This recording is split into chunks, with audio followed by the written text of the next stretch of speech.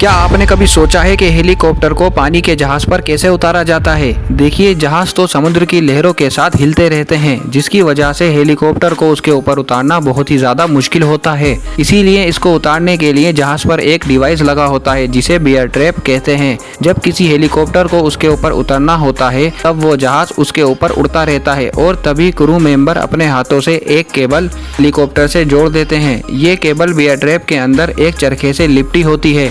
Helicopter से connect होने के बाद ये टाइट हो जाती है और हेलीकॉप्टर जहाज की मूवमेंट के साथ मूव होने लगता है और फिर धीरे धीरे हेलीकॉप्टर नीचे लैंड हो जाता है।